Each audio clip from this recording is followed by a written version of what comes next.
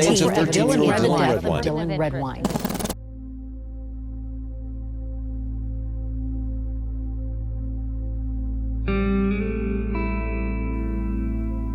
When I was a little girl, a local boy went missing. His name was Dylan Redwine, and he was 13 years old. He lived with his mom and his older brother in Colorado Springs. November 2012, Dylan came to Bayfield to see his father on a court-ordered visit. He arrived on the 18th, and by the 19th, he was reported missing.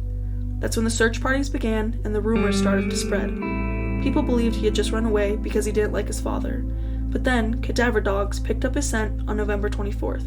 It was near Vallecito Lake, and shortly afterwards, divers were sent into the lake using sonar detection equipment. They came up empty-handed. The search died down till April of the next year when they broadened their search areas to Middle Mountain, an area near the lake. On June 26, 2013, partial remains of a young child were found. By July 3rd, the coroner declared it was Dylan's remains, but they couldn't determine his cause of death. The search teams were called off shortly after, and for a while, it was like everyone had forgotten what happened.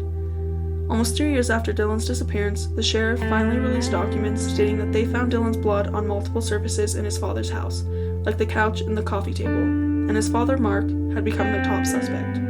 On September 12, 2015, a group of hikers had found a skull. It was Dylan's. The coroner was finally able to determine his cause of death: blunt force trauma.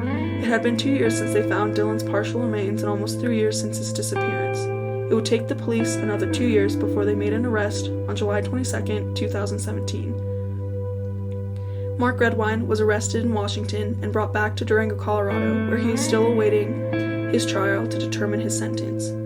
Dylan had died within days of arriving in Bayfield back in 2012. The theories suggest his father had gotten violent with him and in a brief moment of anger pushed Dylan, causing him to fall into a corner of the coffee table.